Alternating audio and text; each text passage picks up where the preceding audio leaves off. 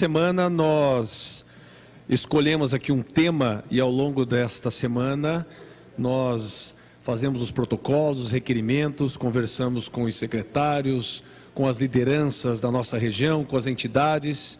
Como semana retrasada falamos do tema segurança, semana que vem estaremos falando sobre o Pacto pelo Emprego, mas esta semana nós estamos discutindo questões ligadas aos serviços públicos. E ao longo desse último mês, eu tive aqui a oportunidade de lançar 2 projetos de lei que eu queria muito que dentro aqui da TV Assembleia eu pudesse expor de forma clara, objetiva, que já está tramitando aqui na casa e que são projetos que vêm ao encontro, principalmente do momento econômico que nós estamos passando. É um momento difícil da economia, onde, por exemplo, aqui no nosso estado do Paraná, segundo o CAGED, mais de 12 mil pessoas perderam seu emprego ao longo do mês de junho. Nós precisamos sim ter um pacto, e esse pacto ele serve não apenas relacionado ao emprego, mas também algumas soluções que podem trazer um certo alento nesse momento difícil. Esse projeto de lei, um dos 2, dispõe sobre a exigência de comunicação prévia ao consumidor, nos termos que especifica, quando da suspensão de fornecimento de serviço por falta de pagamento. Nós temos notado muitas pessoas que acabam ficando sem os serviços básicos, como é o caso de luz, água, telefone, muitas vezes porque nem foi comunicado. Acaba percebendo que a água acabou, que foi cortado quando a água termina da sua caixa d'água. Ou a luz simplesmente é cortada, ou o telefone também é cortado. E aqui eu digo do setor público, mas também do setor privado. Essa proposta de lei fica o prestador de serviço de qualquer natureza realizar a comunicação prévia ao consumidor, com no mínimo 48 horas de antecedência, quando da suspensão de fornecimento de serviço por falta de pagamento. Hoje nós podemos usar de tecnologia, a comunicação que trata aqui o artigo 1º, pode ser realizado por e-mail, por SMS, até por WhatsApp, ou então por simples telefonema, ou então a entrega de comunicação por escrito no endereço onde será realizado o corte do serviço. Essa prestação ela pode ser para telefonia, internet, TV a cabo, energia elétrica, água, esgoto, gás, enfim. Isso aqui é algo ligado ao Código de Defesa do Consumidor. No artigo 4º do Código diz que a Política Nacional das Relações de Consumo tem por objetivo o atendimento das necessidades dos consumidores a respeito à sua dignidade, saúde e segurança, a proteção de seus interesses econômicos, a melhoria de sua qualidade de vida, bem como a transparência e harmonia das relações de consumo, atendidos os seguintes princípios.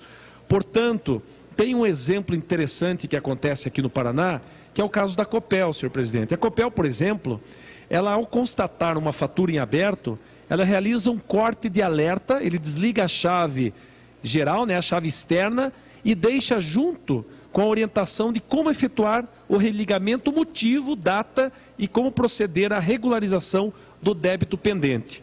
Então, essa é o projeto de lei 578/2015 e eu peço que a hora que chegar na CCJ, os trâmites, eu possa ter a colaboração aqui dos deputados para que a gente possa trazer aqui essa discussão a essa Casa de Leis. A outra proposta diz o seguinte: dispõe sobre o fornecimento de água aos consumidores desempregados e dá outras providências. É algo técnico, importante, o fornecimento de água aos trabalhadores que ficarem desempregados e recebam até 3 salários mínimos nacional, somente poderá ser suspenso por parte da Sanepar após 6 meses de atraso no pagamento do respectivo débito. Para ter direito a essa moratória, o beneficiário deverá comprovar mensalmente junto à Sanepar a sua situação de desempregado, através da carteira profissional de trabalho e os documentos que comprovam o recebimento mês a mês do benefício do seguro-desemprego até a sua última parcela. Vencido o prazo de 6 meses, mencionados no artigo 1º, o beneficiário cessará obrigando seu devedor a negociar com a Sanepar o parcelamento da dívida. Eu queria fazer apenas um comentário que o referido projeto, ele não estabelece uma isenção e sim um período de moratória, onde após 6 meses o consumidor poderá negociar junto à Sanepar o parcelamento do valor total devido por sua conta de água.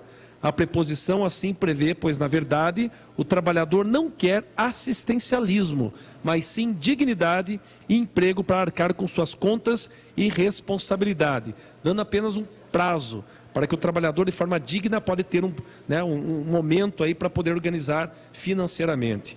Então, essa semana nós estamos discutindo essas questões do serviço básico. Ajudar as pessoas que estão num momento difícil, desempregadas, no momento do corte, ter um aviso de 48 horas.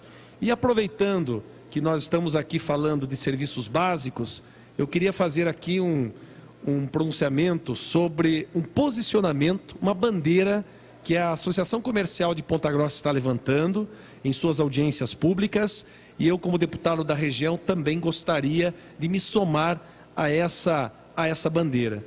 Hoje, a Sanepar, ela está pretendendo renovar alguns contratos em algumas cidades. O caso de Ponta Grossa, nós temos ainda mais 10 anos de contrato, e a Sanepar quer renovar por 30. A CPG, junto com outras lideranças da nossa cidade e da região, está fazendo a seguinte proposta: que se faça um estudo por intermédio de uma consultoria, mais ou menos nos moldes que está acontecendo na cidade de Londrina, uma consultoria para se levantar qual é o real valor, o patrimônio, qual é o valor de mercado de uma empresa para que se renove esse contrato, e aí se estudar 3 possibilidades. Uma delas é a simples renovação da concessão. A outra é a municipalização, mas tem uma terceira bem interessante, que não é nem 8 nem 80, e sim uma licitação pública, para que nós possamos ter uma concorrência em relação a essa prestação de serviços. Hoje o valor que a Sanepar está oferecendo para uma renovação de 30 anos, que vai se chegar a mais ou menos um valor de receita de 3 bilhões, é de meros 20 muito, mas é pouco perto do valor do montante das receitas e também do tamanho desse contrato de 30 anos.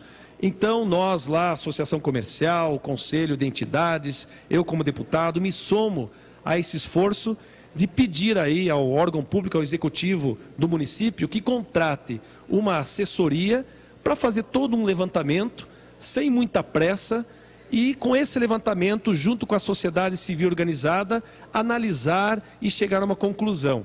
Talvez essa de uma licitação pública, onde inclusive a própria Sanepar pode participar tranquilamente, até porque é uma boa prestadora de serviços, com certeza tem seus diferenciais. E também queria aqui fazer um elogio público ao deputado Rasca, que hoje até inclusive fez uma entrevista numa rádio lá da nossa região, e ele anunciou, né, que após algumas audiências, foi travado a questão de querer reclassificar os rios da Bacia do Tibagi, por exemplo, para baixo. Hoje a Bacia do Tibagi tem níveis que chegam a 1 e 2, e se queria talvez pensar em níveis 3 ou 4. Para vocês terem uma ideia, nível 4 é como é o Tietê lá em São Paulo, apenas serve para navegação. E nós temos hoje na região de Ponta Grossa inúmeras empresas que precisam, necessitam e que foram à cidade porque hoje tem uma água que chama lá a atenção de empresas, por exemplo, cervejeiras, como é o caso da Kaiser, que hoje é a Fenza, ou então o caso da Heineken, aliás, da Ambev, que logo logo estará inaugurando o seu processo fabril e que precisa de uma água pura, limpa, de nível 1, e é isso que nós estamos querendo. Então, parabéns aqui ao deputado Rasca, que se somou aqui na comissão, para que a reclassificação dos rios, principalmente da Bacia do Tibagi, não ocorresse. Então é isso, senhor presidente, a semana tratando sobre serviços públicos, projetos de leis, boas conversas, boas soluções, reivindicações a serviço do povo do Paraná e da região dos Campos Gerais, Centro-Sul e Norte Pioneiro. Muito obrigado, senhor presidente.